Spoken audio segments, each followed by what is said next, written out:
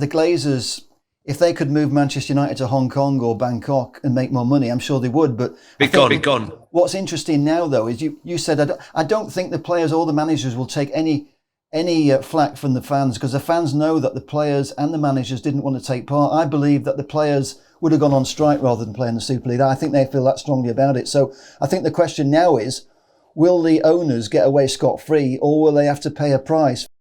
The question I'm going to ask, John, is one: what do UEFA intend to do about the owners? You can't prosecute the club because of the owners, and you're really hurting the players.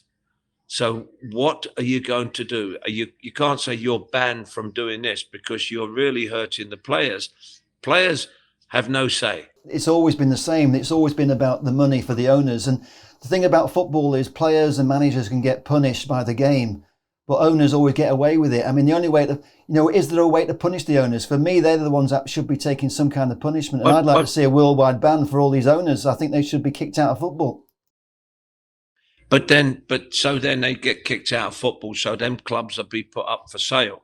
So what's to stop somebody else? I think there is a solution. I think the solution is they're banned from owning football clubs in the UK, and the British government has to compulsory purchase all these football clubs and basically have a public flotation of the shares, whereby 51% go to authorised fans, so that we have a system exactly like we have in Germany. They're building the railway line from London to Manchester, and they've taken over people's properties and houses, and they've compulsory purchased those. I'm sure they can go and compulsory purchase some football stadiums, because these are national institutions that belong to the communities and they belong to the fans. I think you have to separate between the football club that's a business that's owned by the current owners and the football club, because the football clubs, the heart and soul of the football club, will always belong to the fans.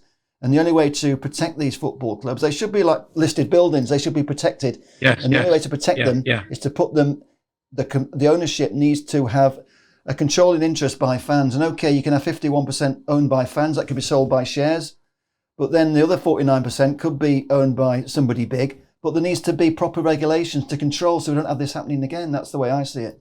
They're not football people that are trying to change our game.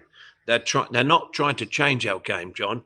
They are purely trying to hijack and buy our game, and it's got to stop. So Bobby Robson said it best of all.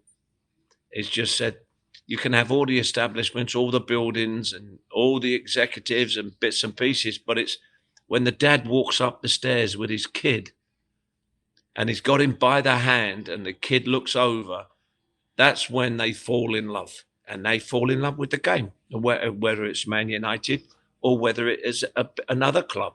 I don't see why the British government can't take over these football clubs and put them up for public flotation, but do it properly, so there's proper control. And it's not been a surprise for all these last decade or so, what all these foreign owners. It's always been clear to me what it's all been about. It's all been about pay-per-view.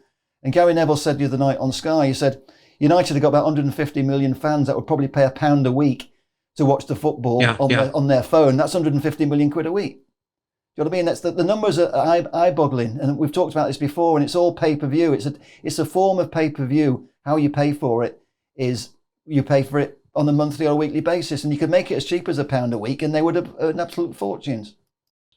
That's heavy-duty money, but then if it goes into there, you want to know, okay, fine, whose coffers is it going into? Yeah, and I agree that the government should step in. I think that, and take at least some of it, so that it is the other part, say they take 25%, that the other 25% is open to the supporters. So the government's got their foot in the door, but then you've got to then look at the pyramid, because a lot of these clubs, service clubs down, they pass their players all the way through. They go down, they leave the club. The young players leave the club. They go to get their trade somewhere else. They may come back.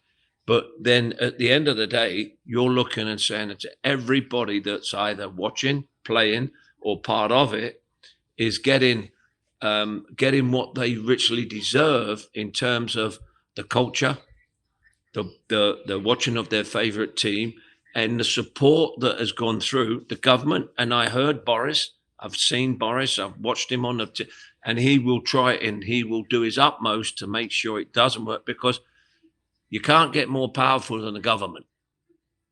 And if the government step in, and rightfully so, you get in, and whether you like them or don't like them, at this time, what Joel Glazer has done, he has united everybody in the world of football. He has united them in one thing, I tell you.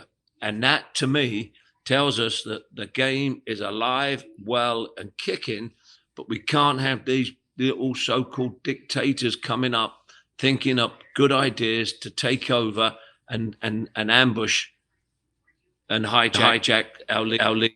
The thing is, if you were organising the coup, you couldn't have done it any worse than this lot have done. And no, they'd it's have been shot. absolutely amazing. Tonight we're going to see mass celebrations across the UK. I mean, we saw it tonight at Chelsea, people celebrating in the street. All football clubs now are going to be celebrating. And this is a big sea change, because they had one chance at sort of taking over the game and they've blown it. And now it's a case of, can we get the game back, and how are we going to do that? And I feel really positive tonight. I mean, a lot of people were almost suicidal yesterday, thinking our game has been stolen. And I know people who've followed Man United for 50 years who were talking about never going back to watch them again, because they weren't going to watch the Super League, which was basically a closed shop. And it's all about lining the pockets of a small number of people. And that's what football is, a people's game. That's why it's the most popular game on the planet. And I feel like we've saved our sport this week. It's great news.